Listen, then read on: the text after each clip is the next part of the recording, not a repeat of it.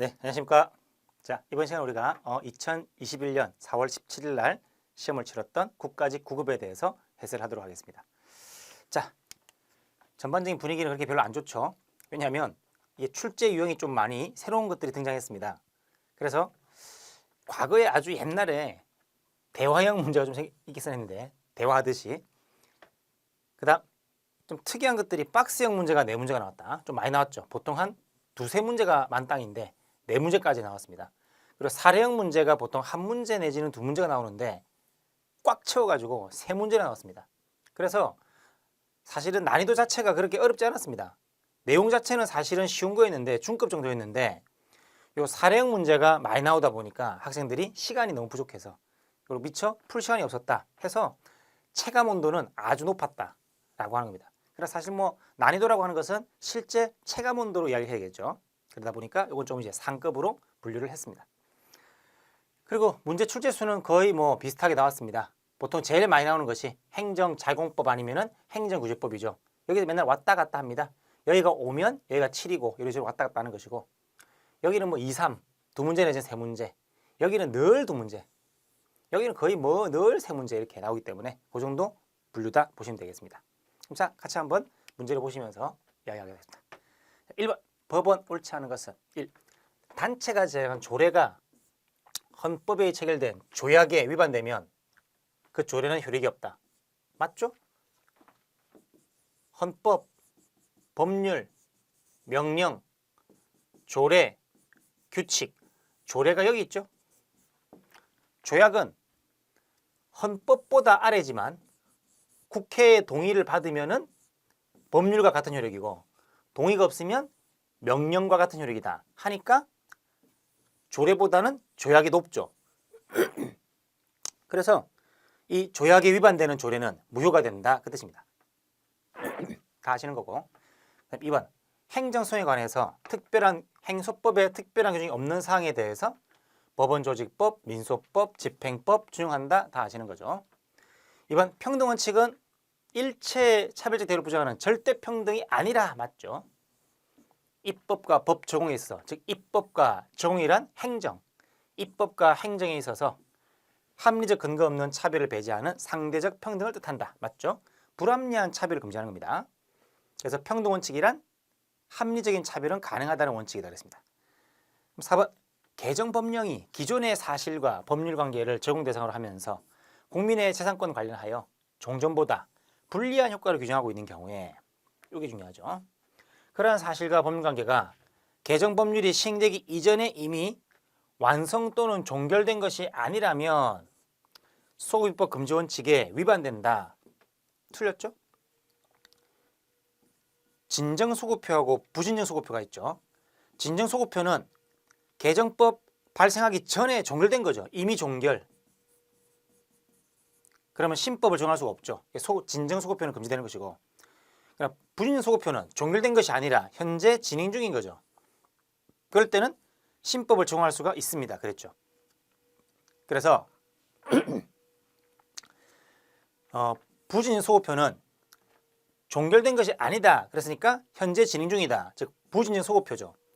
요거는 금지 원칙에 위반되는 게 아닙니다. 그죠? 부진정소급표는 허용되는 것이 원칙이기 때문에 그 말하고 있는 거죠. 그다음 2번 일반 원칙 옳은 것은 1. 국가가 국민의 생명, 신체 안전에 대한 보호 의무를 다하지 않았는지 여부를 헌재가 심사할 때 국가가 이를 보호하기 위하여 적어도 적절하고 효율적인 최소한의 보호를 취하였는가 하는 과소보호 금지 원칙. 과소를 금지하니까 최대한 보호하라 그 말이죠. 최대 보호. 과소 보호가 금지니까 최대한 보호하라를 기준으로 삼는다. 맞죠? 국민의 기본권은 최대한 보장하는 거니까. 그 다음 2번 행정청이 조합 설립 추진위원회 설립 승인 심사에서 위법한 처분을 한 선례가 있는 경우에 위법한 선례가 있을 때 자유구속력을 갖게 되어서 틀렸죠? 불법한 관행은 허용되지 않는다 그랬습니다. 다 아시는 거고. 3번 임용 신청 당시에 잘못 기재가 된 출생연월일이 있다. 그리고 임용 후 36년 동안 이의를 제기하지 않다가 정년을 1년 3개월 앞두고 고쳐진 출생 연월을 기준으로 정년의 연장을 요구하고 있다. 이런 거죠. 원래는 뭐 이렇게 그죠? 한 90년 이렇게 돼 있는데 사실 알고 보니까 90년이 아니라 91년이다. 그러면은 1년 더 해먹을 수 있죠? 이런 거죠. 그래서 요구하는 것은 신의성실의 원칙에 반한다. 반하지 않고 진정한 생년월일을 기준으로 하는 것이 맞습니다. 정정된 것으로. 그럼 4번 일반적으로 행정이 폐기물 처리업 사업계획에 대한 적정 통보를 한 경우에 이것은 토지에 대한 형질 변경, 허가하는 취지의 공적 개념까지 포함한다. 안 되죠. 적정 통보하고 형질 변경 완전히 다른 거죠. 완전히 다른 거니까 믿음을 주는 관계가 아닌 거지. 그다음 3번 부관 옳은 것은 1번 처분과 부관 사이에 실제적 관련성이 있다고 볼 수 없는 즉 이꼴 부당결부라는 얘기죠. 위법이죠. 공무원이 공법상 제한을 즉 공법상의 부당결부 금지 원칙이라는 제한을 회피할 목적으로 사법상 계약의 방식으로 하더라도 법행정 원리에 반하는 것으로서 위법하다고 볼 수 없다? 아니고 위법한 거죠. 왜냐하면 불법이죠. 안 되는 것을 깨끗한 그릇에 담았다 하더라도 썩은 밥을 깨끗한 그릇에 담더라도 썩은 밥이니까 먹을 수가 없다 그랬습니다. 2번 처분 당시 법령 기준으로 처분에 부과된 부담이 적법하였다 하더라도 그 부담의 전제가 된 주된 처분의 근거 법령이 개정되어 더 이상 부관을 붙일 수 없게 되었다면 그때는 붙일 수 있는데 지금은 붙일 수 없게 되었다 그 말인 거죠. 그럼 그때부터 부담의 효력은 소멸한다. 소멸하지 않습니다. 부관이라고 하는 것도 행정자공이니까 어느 시점을 기준으로 판단한다. 그 부관을 붙일 당시의 법을 기준으로 한다는 거죠. 그 당시에는 가능했고 국법상, 신법상으로는 부관을 붙일 필요가 없게 되었고 하더라도 그 당시에 붙인 거니까 법이 바뀌자마자 바로 소멸한다? 그건 아니고 그대로 유효한 겁니다. 그대로 유효한 거다. 3번 부담의 이행으로서 한 사법상 매매 계약을 체결하는 것이 부담상의 내용인 거죠. 그런 매매 등의 법률행위는 부담을 붙인 처분과는 별개의 법률행위이므로 맞죠? 왜? 부담이라고 하는 것은 공법 영역이고 사법상 매매는 사법 영역인 것이고 서로 별개의 법률행위죠. 그럼 그 부담의 불가쟁력의 문제와는 별도로 법률행위가 사회질서 위반, 가행규정 위반 여부 등을 따져보아 그 법률행위의 유효 여부를 판단하여야 한다? 맞죠? 별개니까. 무슨 말이냐면 자, 행정청이 갑에게 허가하면서 부담을 부과했다. 그러면 이 부담상의 의무가 갑으로 하여금 일정한 매매 계약을 체결하게 하는 거다. 그럼 이것은 공법 관점에서 판단하는 것이고 이거는 사법 관점에서 판단하는 겁니다. 그럼 사법 행위가 무효가 되기 위해서는 이런 게 필요하죠. 사회질서 위반이나 가행규정 위반이라는 게 필요합니다. 이게 있다면 무효가 되겠지만 이게 무효이기 때문에 이게 무효가 된다.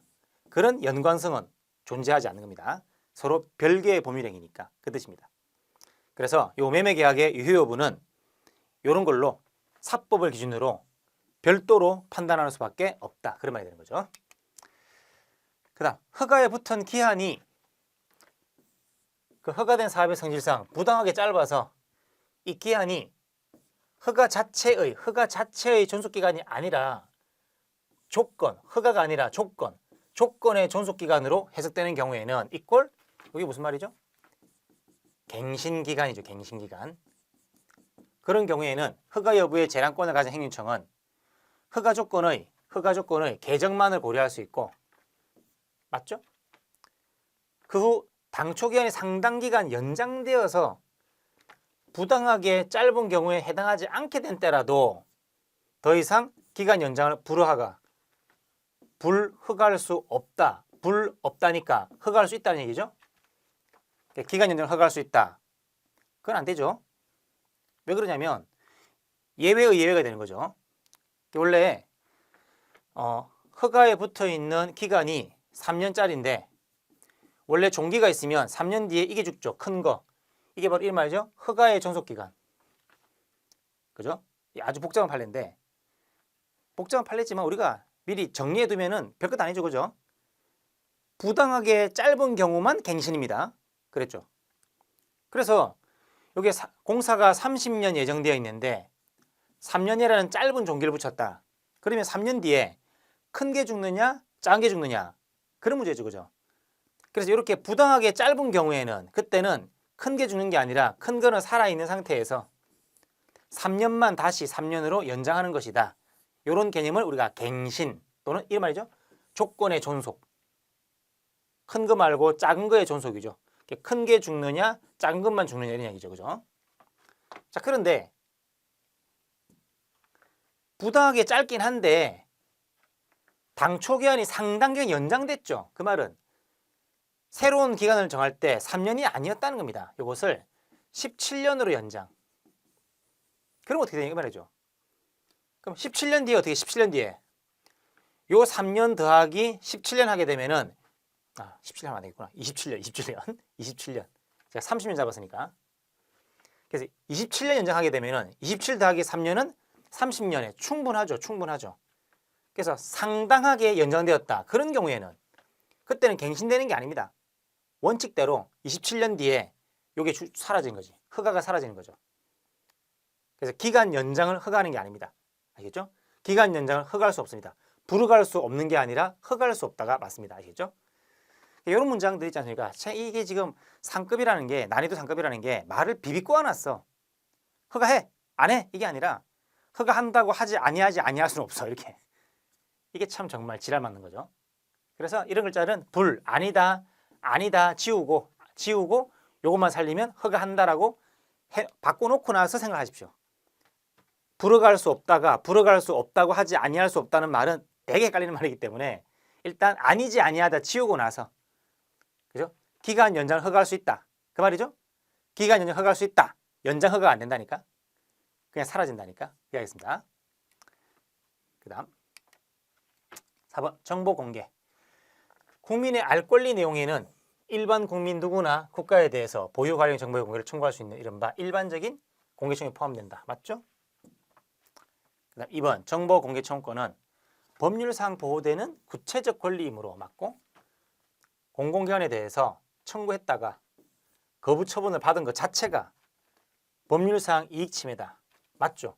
이게 바로 구체적 권리니까 별도 입법이 필요한 것도 아니고. 그 다음 공개법상 공개 청구 대상이 되는 정보란 공공기관이 직무상 작성 취득하여 현재 보유 관리하고 있는 원본인 문서만을 의미한다. 이건 아닙니다. 사본도 가능하기 때문에 이건 뭐 어렵지 않은 문장들이고. 4번 신청된 정보를 공공기관이 보유 관리하고 있지 아니한 경우에는 특별한 사정이 없는 한 거부 처분의 취소를 구할 법률상 이익이 없다. 맞죠? 보유 관리하고 있는 정보만 가능한 거니까 그렇습니다. 그 다음 5번 공법상 계약 옳지 않은 것은 1. 행정청이 자신과 상대방 사이의 법률관계를 일방적 의사표시로 종료시켰다고 하더라도 곧바로 그 의사표시가 행정청으로서 공권력을 행사하여 하는 행정처분이라 단정할 수는 없고 맞죠? 수직관계인지 대등관계인지를 알아봐야 되는 거니까 관계법령이 상대방의 법률관계에 관해서 구체적으로 어떻게 규정하고 있는지에 따라 개별적으로 판단한다. 관계법령을 구체적, 개별적으로 판단한다. 맞죠? 문장이 지금 되게 길게 남아있는 건 쓸데없이 그래서 수험생들이 느끼는 체감 온도는 아주 컸다는 겁니다. 케이스도 길지 문장도 길지 이러니까. 그러나 쑥 훑어가면서 기본 원리만 이해하신다면 크게 문제는 없을 텐데. 자, 그 다음 2번 채용계약상. 특별한 약정이 없는 한 지방계약직 공무원에 대하여 공무원법, 소청규정, 징계 절차 의하지 않고서는 보수를 삭감할 수 없다. 우리가 늘 보는 판결이죠. 계약직 공무원이라서 감봉 처분이라는 말은 안 쓰지만 실제로 감봉과 비슷한 거죠. 그래서 그 징계 절차를 따라야 한다 그 말인 거죠. 따라서 해라. 맞죠? 3번 이것도 늘 보는 겁니다. 중소기업 정보화 지원 사업에 대한 협약. 협약이란 말은 보통 계약이죠.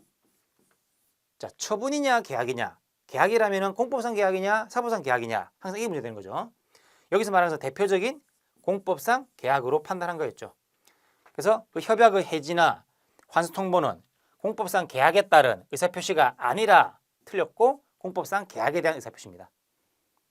그럼 예외적으로 협약, 계약 이런 말이 있는데 불구하고 처분성을 인정한 것은 계약이란 말인데 계약이 아니라 처분이다 한 것은 대표적으로 두 가지였죠.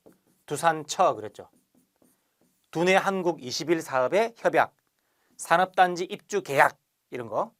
이런 계약, 협약이라고 되어 있지만 계약이 아니라 이런 것들은 처분입니다.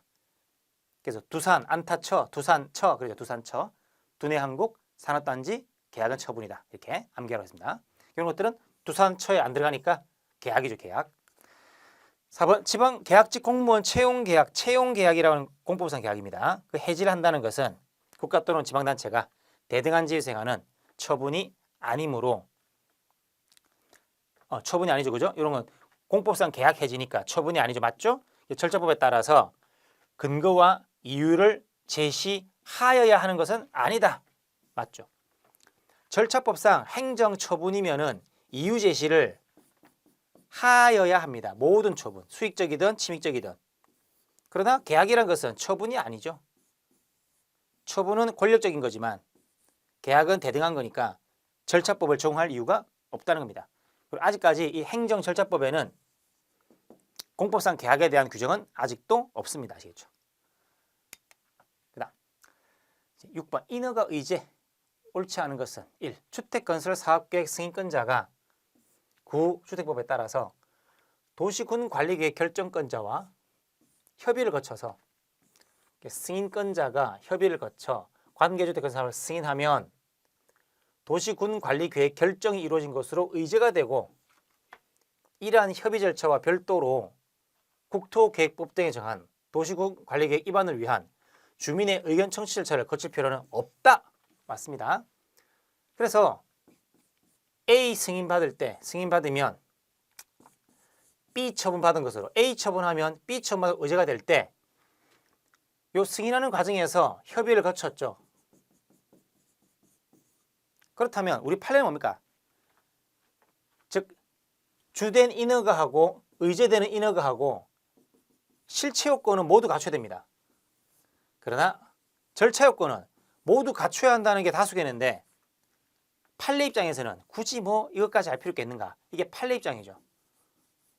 판례는 절차는 실체는 따로따로지만 절차는 하나로 모은다. 이쪽에다 모은다. 그래서 절차 집중설, 실체 집중이 아니라 절차 집중설이라고 표현했습니다.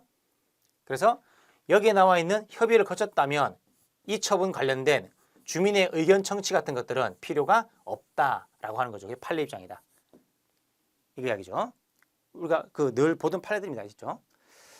그다음 2번 건축물의 건축이 늘 보는 판례인데 글자가 너무 길다 보니까 도대체 이게 뭐냐 하시는 분들이 많더라고요.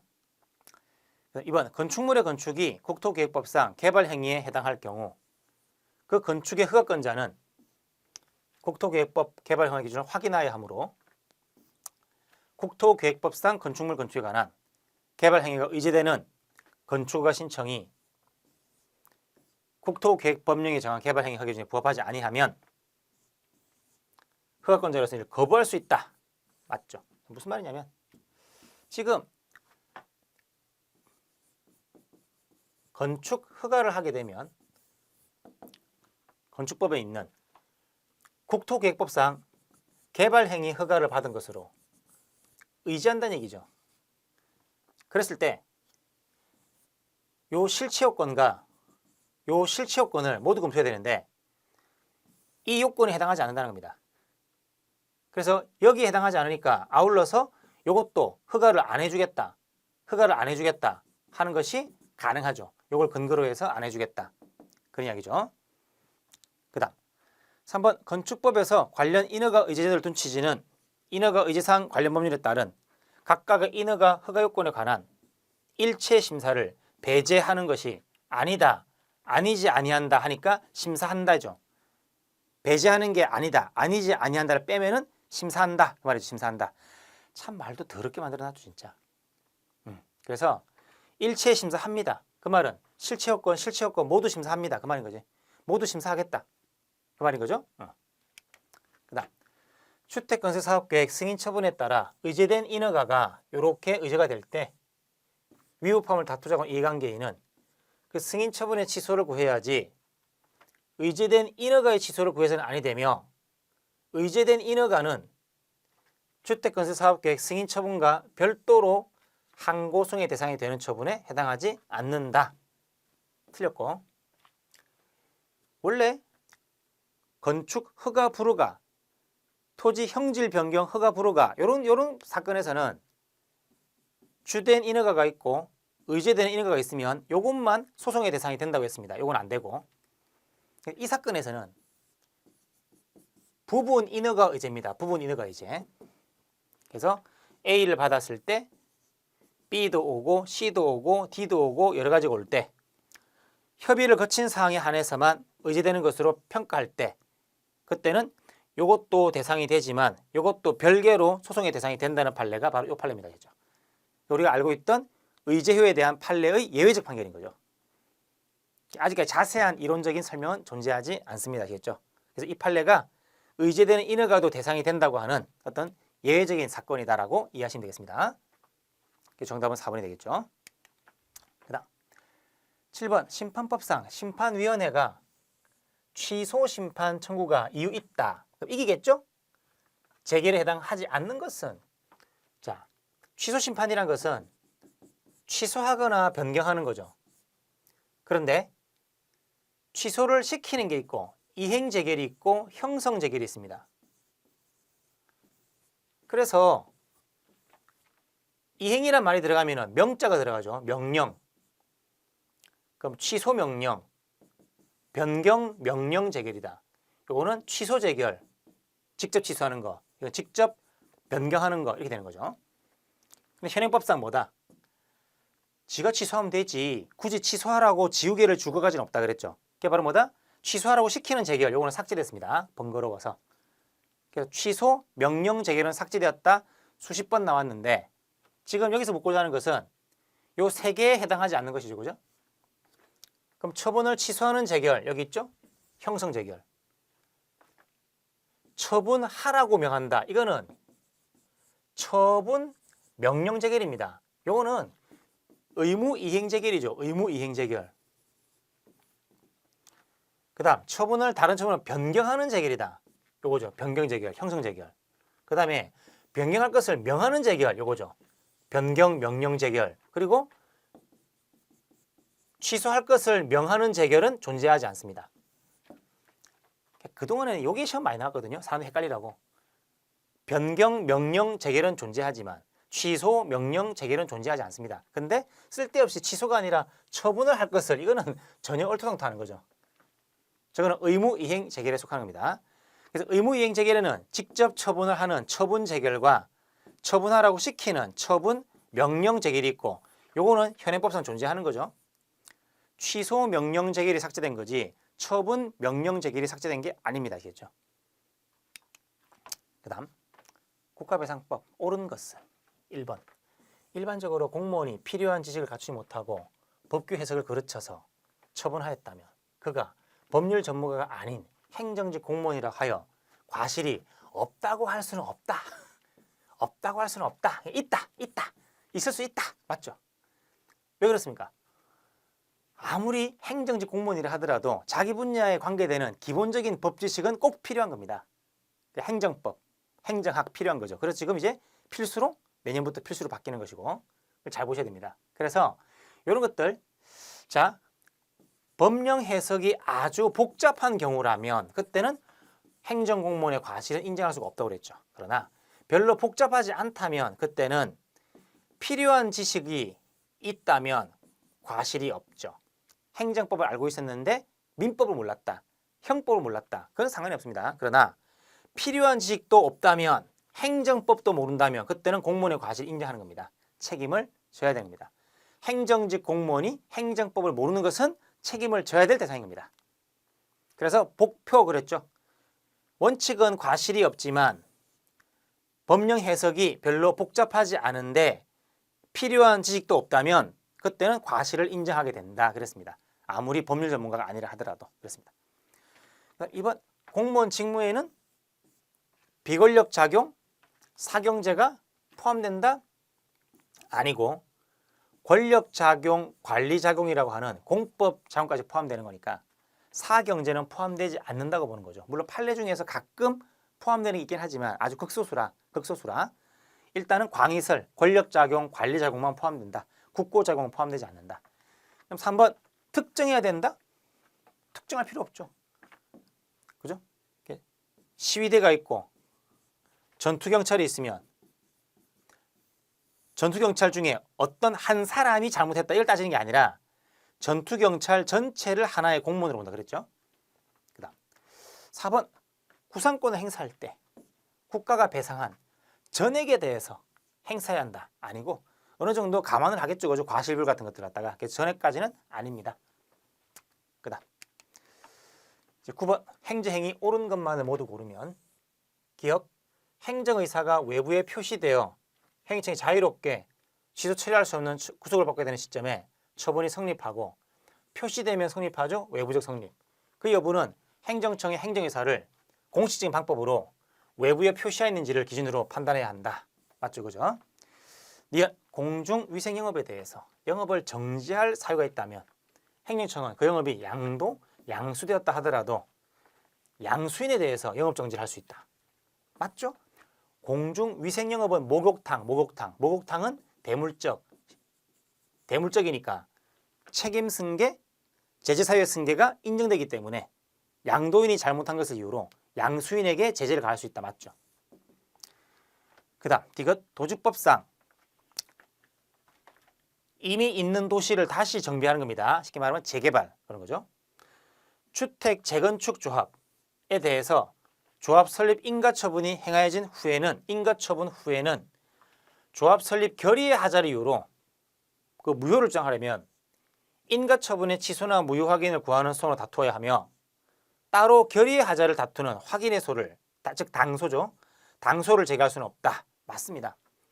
그래서 일단 주택 재건축 조합이라는 게 만들어지고 나서 만들어지면 공공단체가 만들어진 거죠. 그 이후에는 공법관계가 될 것이고 인가처분 전에는 결의를 다투지. 그러니까 인가처분 후에는 인가처분을 다투죠. 그래서 인가처분 이후라고 했으니까 인가처분 이후에는 결의를 다투는 게 아니라 인가처분의 취소나 무효 확인을 구하는 겁니다. 알겠죠? 그다음 리얼 공정거래위원회가 부당한 공동행위를 한 사업자들 중에서 자진신고, 배신자는 우대해주죠. 그죠? 구독점법에 따라서 과징금 부과처분을 한 뒤에 즉 A, B, C가 공동행위를 했는데 그 중에서 B가 자진신고를 했습니다. 제일 먼저 배신한 사람, 제일 먼저 꼬지른 사람한테는 과징금을 100% 면제해 주거든요. 신고했다. 근데 일단은 과징금 부과한 거죠. 과징금 100억. 부과해놓고 그 말이죠. 다시 자진신고자에 대한 사건을 분리해서 요 A하고 C하고 분리해가지고 얘 뭐 100억, 얘 100억 해놓고 얘 100억 해놓고 그러니까 요거만 분리해서 다시 뭡니까? 과징금 감면 처분했다. 과징금을 50억. 그럼 두 번째인가 봐, 두 번째. 그죠? 50억으로 감면했다. 보통 1차 신고는 100% 감면, 2차 신고는 50% 감면 이렇게. 감면 처분한 경우라도 선행 처분의 취소를 구하는 것은 적법하다. 아니고 이미 소익이 없죠. 즉 선행 처분은 자진 신고자에 대한 것은 감면을 할 수 있고 요게 최종 금액이죠. 요게 마지막 금액입니다. 종국 처분이고 요거는 중간 처분이죠. 중간 처분이고 잠정적인 처분이기 때문에 종국 처분이 나온 다음에는 요거를 다투는 거지 요거를 다툰다는 것은 의미가 없는 겁니다. 알겠죠? 선행 처분 다투는 것은 의미가 없다. 최신 판례에 대한 자주 나오는 이야기니까 이런 것들을 꼭 별표하고 기억을 해두시기 바랍니다. 알겠죠? 이건 충분히 또 나올 가능성이 있습니다. 10번 행정계획 옳지 않은 것은 자 도시 기본계획은 기본적 어쩌고 저쩌고 종합계획으로서 맞죠? 지침이 되므로 맞죠? 일반 국민 직접 없다. 맞죠? 2번 장래 일정 기간 내에 시설을 갖추어서 처분을 구하는 신청할 수 있는 법적 지위에 있는 자 뭔가 건덕지가 있는 자 이런 사람이 계획의 변경 신청했는데 그걸 거부하는 것이 계획 변경 거부가 실질적으로 뭐가 된다? 처분을 거부하는 것이 된다. 계획 변경 거부가 처분 거부가 된다. 그런 경우라도 주민들은 국토계획법상 신청할 수 있다는 규정이 없으므로 즉 법규상 신청권이 없다는 얘기죠. 그 신청인에게 계획 변경을 신청할 권리가 인정된다고 볼 수 없다. 틀렸죠. 원래 계획 변경 청구권은 존재하지 않지만 예외적으로 내무의 경우에는 존재한다. 대표적으로 이런 사건이죠. 폐기물 적합 통보 사건이죠. 따라서 적합 통보를 받은 자는 뭡니까? 시설을 해야 되거든. 근데 가보니까 시설이 안 되게 돼 있는 거야. 그럼 이 말은 시설을 하란 말인데 가보니까 안 되게 돼 있고 모순이죠. 그럼 시설을 할 수 있도록 행정계획을 바꿔줘야지. 이렇게 바꿔줘야죠. 이렇게 적합 통보를 받은 자는 시설을 하면 처분을 구할 수 있는 법적 지위에 있으니까 이런 사람이 계획을 바꿔달라는 말은 함부로 개무시하면 안 된다 그 뜻입니다. 이런 사람들은 상식적으로 청구를 할 신청권이 존재한다 그 말인 거죠. 이걸 거부하게 되면 처분성이 있는 것이고 그 말이었습니다. 그래서 3번 구속력이 없는 행정계획안이나 행정지침이라도 국민의 기본권에 직접 영향 끼치고 법령 대표가 그대로 실시될 것이 틀림없을 것으로 예상되는 때에는 예외적으로 헌법소원 대상이 된다. 맞죠? 그죠? 즉 비구속적 행정계획이다 하면 소송의 대상이 안 되죠. 그렇다면 헌법소원은 될 수도 있고 안 될 수도 있는 겁니다. 소송이 안 되면 소원은 가능하니까. 그런데 비구속적이니까 헌법소원 대상도 공권력 행사죠. 공권력 행사.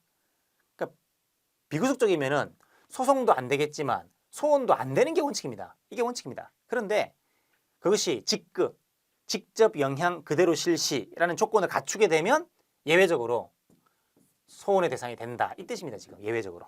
그 말하고 있는 거죠.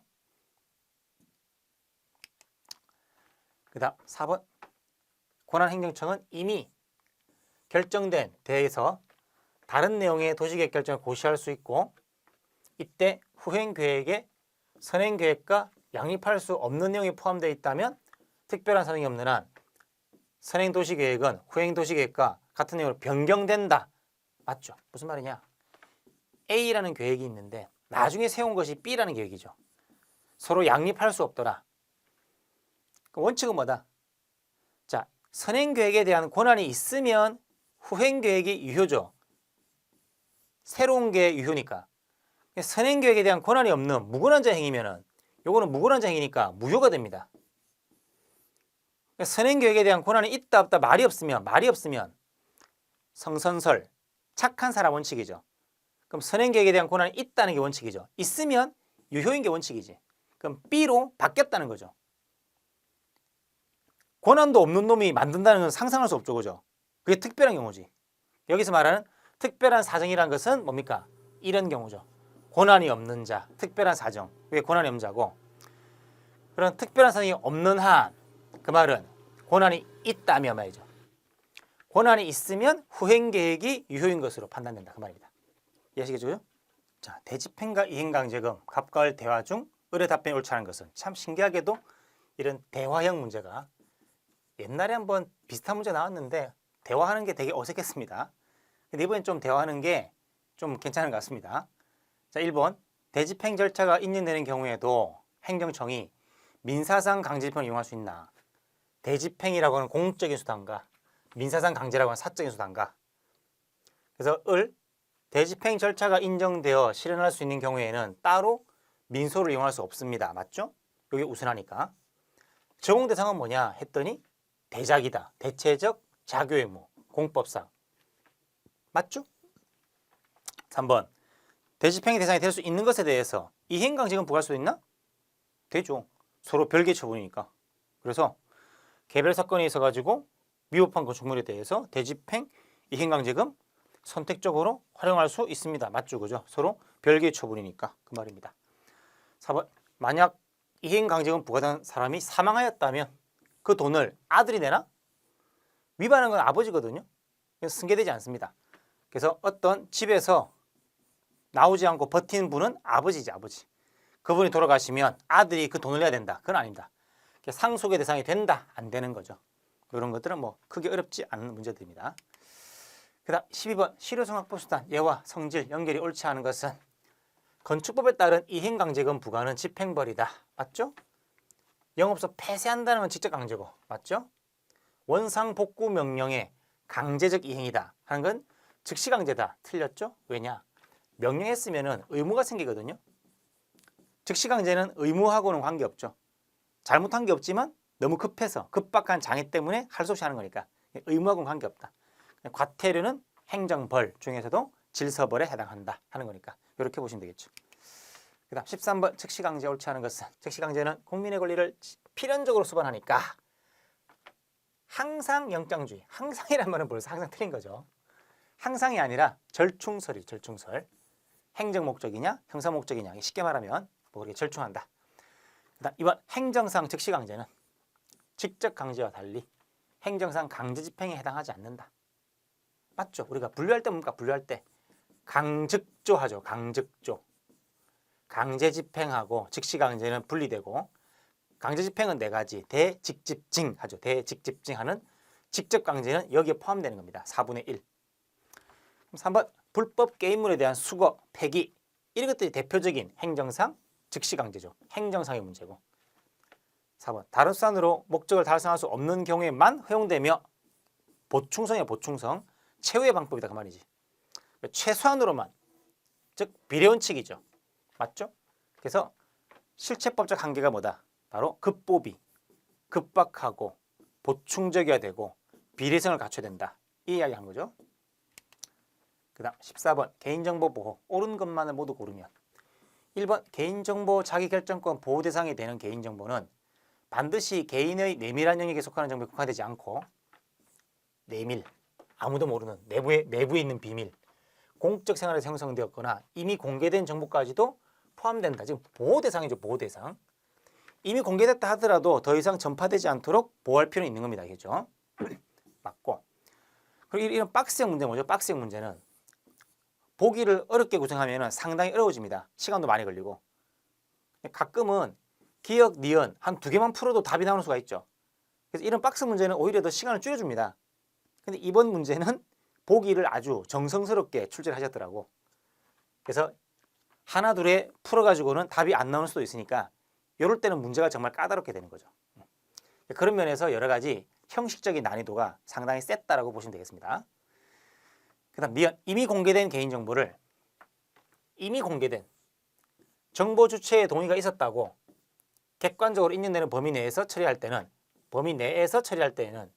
정보 주체의 별도의 동의는 불필요하다고 보아야 하고 별도의 동의를 받지 아니했다고 하여 개보법 위반한 것으로 볼 수 없다. 중요한 판례입니다. 이거는 앞으로도 자주 나올 것으로 예상되는데 이미 공개되어 있다는 거죠. 어떤 대학 사이트를 가보니까 거기에 프로필이 나와 있죠. A 교수가 있고 거기에 프로필이 나와 있다. 이건 뭡니까? 다들 보라고 한 거잖아. 원래 개인정보를 수집할 때는 뭡니까? 각 건별로 동의를 받는 게 원칙이죠. 근데 그렇게 하니까 이런 경우도 동의를 받아야 되느냐? 어떤 사이트에서 이 사람 옮겨갔을 때, 그죠? 이 사람 검색하기 위해서 대학 사이트가 아니라 다른 사이트에서 A라는 사람은 이런 사람이다. 이렇게 그대로 옮겨왔다. 그때도 이 A의 동의를 받아야 되냐? 그건 아니란 얘기죠. 여긴 이미 요 이력을 갖다가 알아서 옮기셔도 된다라고 이미 동의한 것으로 보겠다는 얘기입니다. 그죠? 그래서 객관적으로 인정되는 범위 내에서 그 말은 여기 나와 있는 정도인 거지 새로운 사생활을 또 추가해가지고 막 끼워 넣는다. 그러면 안 된다는 얘기겠죠. 그러면 안 되는 것이고. 그래서 이건 위반한 것을 볼 수가 없다. 맞습니다. 기억 맞고 니은 맞고. 그다음 디귿 개인정보 처리 위탁에 있어서 개인정보를 처리해달라고 위탁 부탁을 한 거죠. 그 부탁을 받은 사람은 정보를 제공한 사람의 관리 감독 아래 위탁받은 범위 내에서만 개인정보를 처리하게 되지만 위탁자로부터 돈을 받죠. 그러니까 일을 처리해 주는 거지.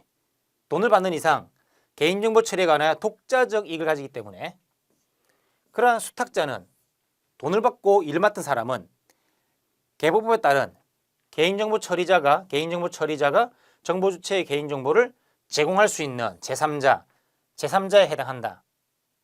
아니고 이건 전혀 모르는 3자입니다. 아시겠죠? 그러니까 개인정보 처리자, 정보의 주체가 일을 맡긴 사람하고 전혀 모르는 제3자하고는 다른 얘기죠. 그죠? 그래서 개인정보 처리자가 A의 정보를 수집한 다음에 다른 사람한테 함부로 넘길 수가 없죠.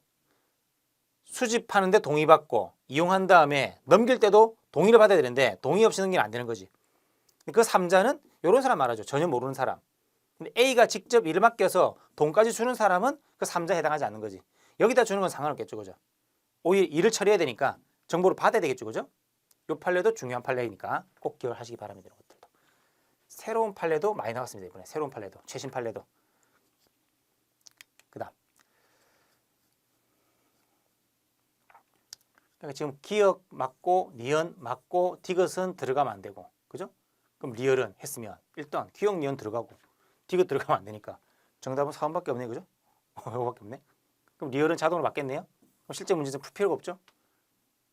일단 우리가 같이 한번 보겠습니다. 문제를 푸는 과정이니까. 인터넷 포털 사이트 개인정보 유출 사고로 주민등록번호가 불법 유출되어서 그 피해자가 주민등록번호 변경을 신청했는데 구청장이 거부했다. 주민등록번호 바꿔달라는데 거부했다. 피해자 의사와 무관하게 유출된 경우에는 조리상 변경 요구 신청권을 인정함이 타당하다. 맞죠? 우리 그런 원리 있었죠? 불법 말소냐 적법 말소냐. 불법으로 말소된 건 내 탓이 아니니까 원상회복을 해달라 요구할 수가 있지. 적법하게 말소된 경우는 원상회복 해달라고 요구할 수가 없는 거죠. 이거는 불법하게 말소가 된 거죠.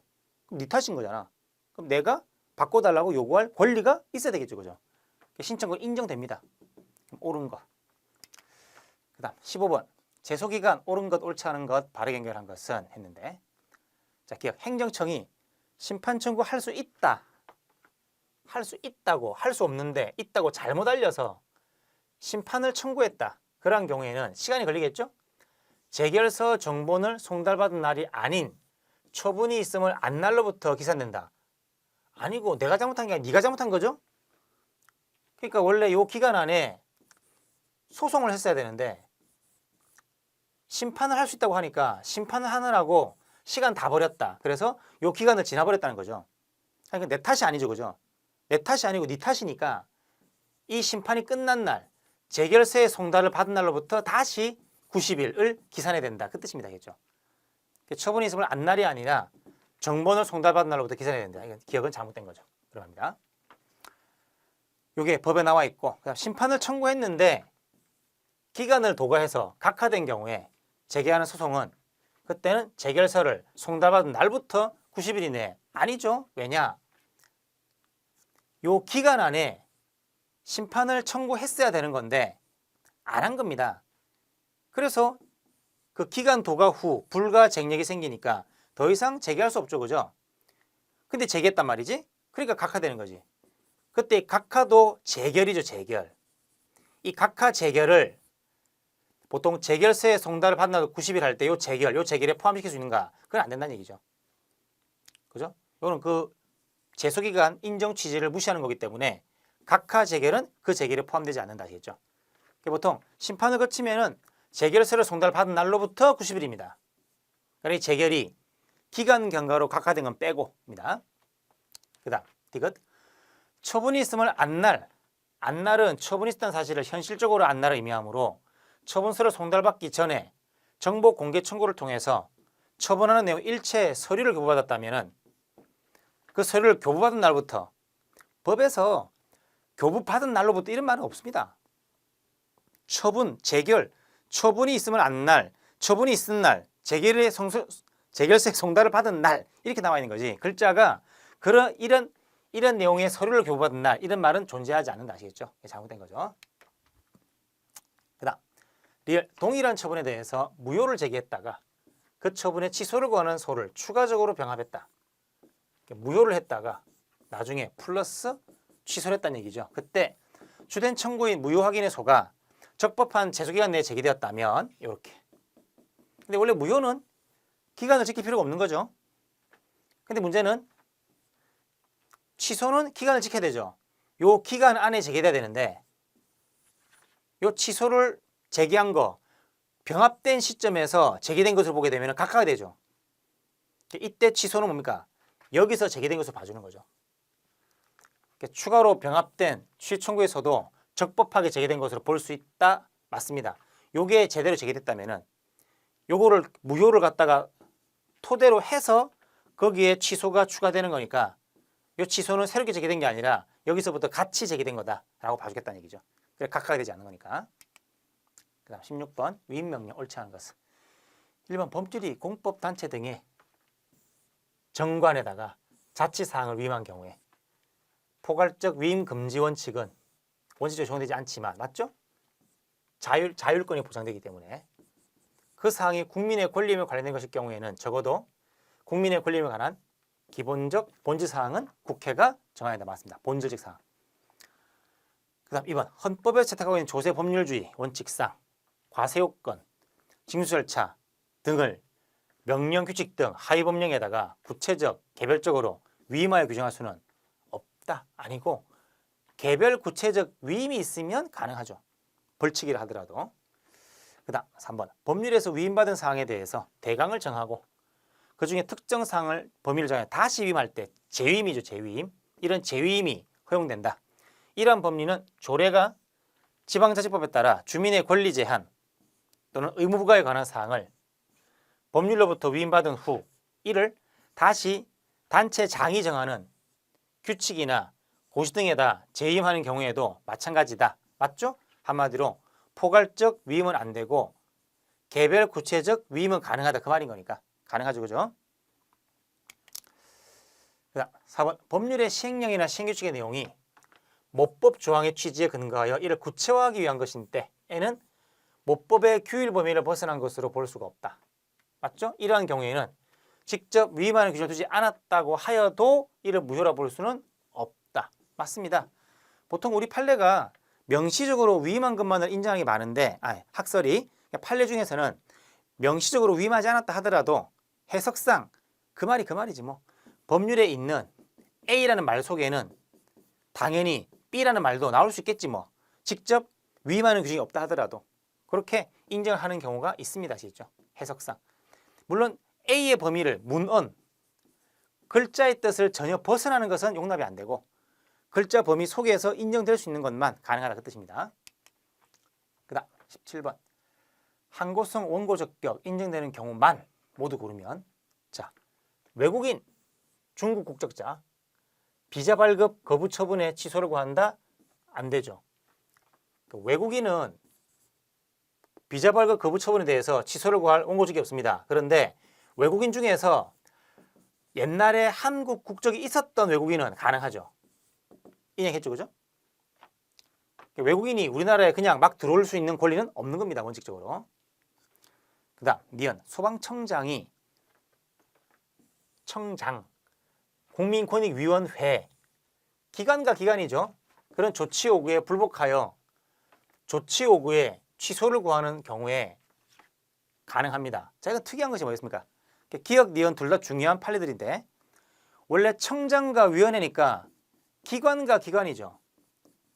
여기에 다툼이 있으면은 기관 소송을 해야 됩니다. 근데 이것은 개별법에서 소송이 가능하다는 규정이 필요한 건데 이 사건에서 관련 규정이 없죠. 그럼 이건 안 되는 거고.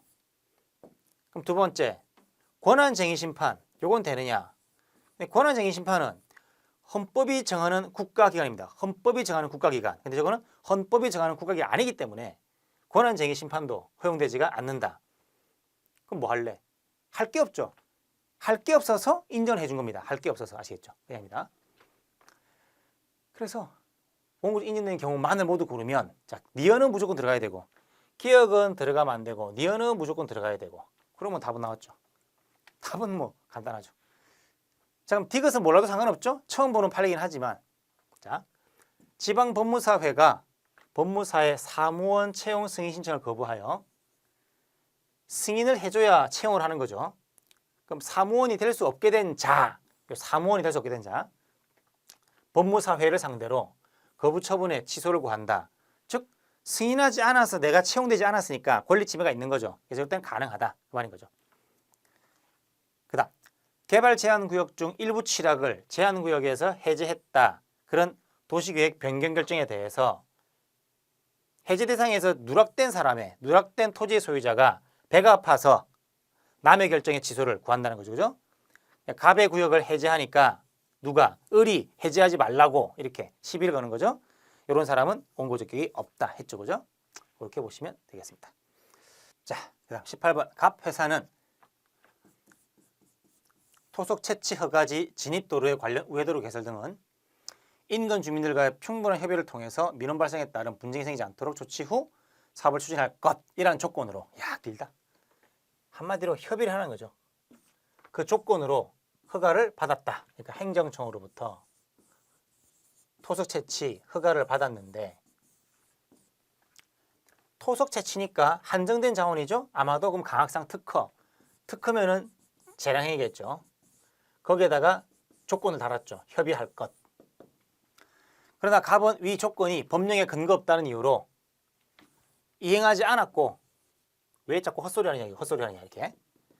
인근 주민이 민원을 제기하자 관할청은 갑에게 공사 중지 명령을 하였다 해서 이 허가하고 나서 나중에 여기 적혀져 있네.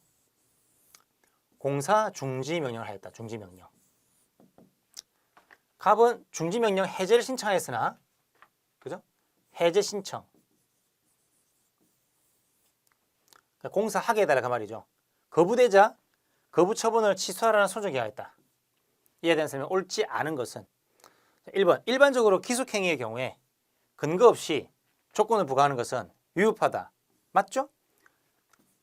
재량행위는 부과할 수 있죠. 그러나 기속행위는 부과할 수 없는데 예외적으로 근거, 즉 명문이 있으면 가능하죠. 일반적으로 이게 그렇다는 게 아니고, 이 허가는 강학상 특허가 될 가능성이 많죠. 그죠? 재량행위가. 그러니까 보통의 경우에 보통 그 말이죠. 그다음 공사 중지 명령 원인 사유가 해소가 되었다면 갑은 해제를 신청할 수 있고, 맞죠? 적법하게 공사하고 있는데 그것을 하지 말라고 했는데 하지 말라고 한 사유가 없었으니까 다시 공사를 할 수 있어야 되겠죠. 그죠? 그러니까 공사하게 해달라 요구할 수 있는 거지. 거기에 대한 거부는 처분성 인정이 된다. 맞죠? 거부가 처분성이 있으려면 세 가지 요건. 공, 신 필요합니다. 공, 권력 행사의 거부일 것. 그것이 국민의 권리 의무에 영향을 미칠 것. 법규상, 조리상, 신청권이 있을 것. 요거는 신청권이 있으니까. 3번. 갑에게는 공사 중지 명령, 해제 신청, 거부 처분에 대한 집행정지를 구할 이익이 인정되지 아니한다. 맞죠? 집행정지는 처계회 김공이인데 처분 등이 존재해야 됩니다. 그런데 거부한 것은 처분이 존재하지만 집행정지는 허용되지 않는 예외가 되는 거죠. 회복해줄 원상태가 없기 때문에 그렇습니다. 그다음 갑이 앞서서 공사 중지 명령 취소해서 패소하여 그 판결이 확정되었더라도, 그렇다면 이 중지 명령이라고 하는 것은 뭡니까? 적법하다 그 말이죠. 그 후에 중지 명령 해제를 신청하고 그 거부 처분 취소해서, 즉 중지 명령 취소가 아니라 이제는 거부 처분 취소죠. 중지 명령 취소해서 거부 처분 취소로 바꿨다 이거죠. 이렇게 중지 명령에서 거부 처분 취소로 바꿨다.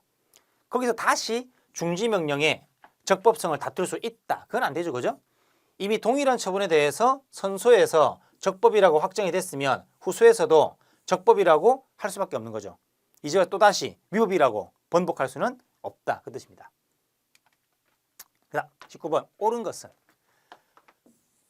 갑은 자신의 토지에 대한 개별 공시 결정을 통지받은 후 90일이 넘어 과세 처분을 받았는데, 과세 처분이 위법한 개별 공시에 기초하였다는 이유로 과세 처분의 취소를 구하고자 한다. 즉 개양 사건이죠. 개별 공시와 조세부가 서로 별개호까지만 예외적으로 하자가 승계되는 그런 이야기였고, 그다음 두 번째. 갑은 토지대장에 밭으로 기재되어 있는 지목을 집 짓는 땅, 농사에서 집 짓는 땅으로 바꾸고자 땅의 목적을 바꾸는 신청을 하였다. 지목 변경 신청. 그다음 을은 갑의 토지가 사실은 자신의 소유라고 주장하면서 토지대장상에 소유자 명의 변경을 신청하였으나 거부되었다 했을 때. 자, 1번. 갑은 과세 처분이 있기 전에는 개별 공시 결정에 대해서 취소를 타개할 수 없다. 틀렸죠? 개별 공시 결정도 처분성이 있기 때문에 요거 자체도 대상이 됩니다. 2번. 갑은 과세 처분의 위법성이 인정되지 않더라도 과세 처분의 위법이 인정되지 않는다, 적법하다 하더라도 과세처분 취소해서 개별 공시의 위법을 독립된 사유로 주장할 수 있다. 맞죠?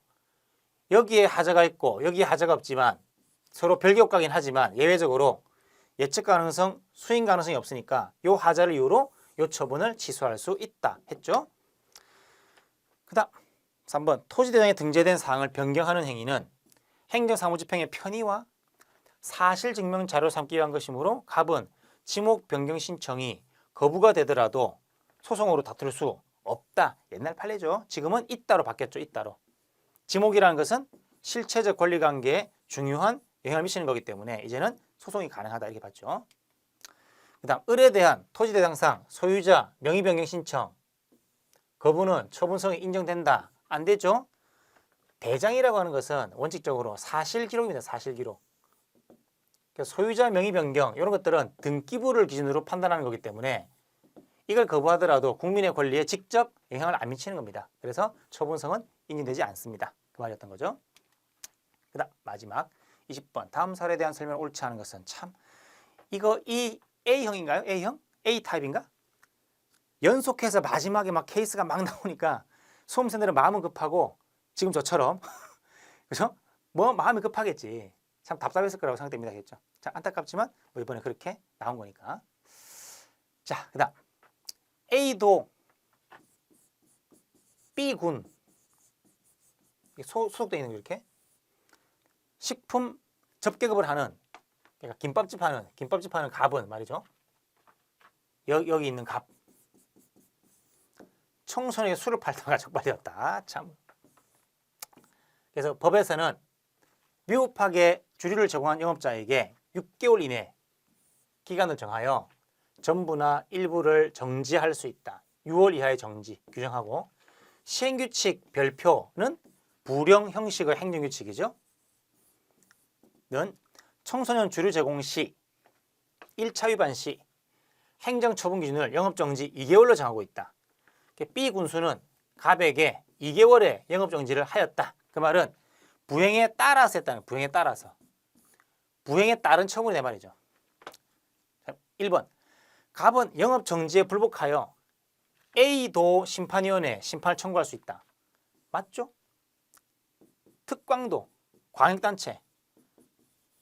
특광도 처분은 국민권익위원회에 속한 중앙행정심판위원회에 청구하지만 특광도 아래 것들은 특광도에 속한 시도이죠. 시도지사 소속의 행정심판위원회. 아유 너무 길어서 시도위 하는 거죠. 그러니까 도 밑에 있는 군이니까 도에 속한 시도위에다 청구한다 그 말입니다. 맞죠? 이번 갑은 심판을 청구하지 않고 영업정지에 대한 소송을 제기할 수 있다. 맞죠? 심판은 지금 이미지 절차니까. 그래서 지문에 비해서 그 사례에 비해서 지문이 그렇게 어려운 지문들이 아닙니다. 사실은 이 사례 몰라도 지문만 갖고도 충분히 해결될 수 있는 것들이죠. 3번 시행규칙의 처분 기준은 행유규칙의 형식이나 부행이니까 불효형식이죠. 불효형식. 행유규칙 형식이 아니라 법규형식이지. 그 법의 내용을 보충하면서 결합하여 대외적 구성을 가진다. 그게 아니라 이건 뭔가 행법이죠. 행법. 행정규칙 형식의 법규명령인데 요 시행규칙 별표라고 하는 것은 법규명령 형식의 행유규칙 거꾸로입니다. 거꾸로. 그래서 이게 잘못된 거죠. 그 다음에 갑이 소송을 제기할 때 법원은 재량권의 일탈남용이 인정되면 영업정지를 취소할 수 있다. 맞죠? 본원에서 위법한 거니까 취소할 수 있다. 뭐 그럼 큰 문제 없죠. 그래서 사실 이 문제가 좀 무색합니다. 사실 알겠죠? 사례에 비해서 지문이 너무 간단하다. 그래서 어떻게 보면 되게 쉽게 풀었다 하시는 분도 있고 마지막에 너무 이렇게 글자가 길고 문장이 길다 보니까 너무 힘들었다 하시는 분도 있고 지금 선택 과목에서 필수 과목으로 바뀌는 과정에서 이렇게 문제를 좀 더 강화하고 있다라고 보시면 되겠습니다. 자, 이번 강의는 여기까지 하겠습니다. 감사합니다.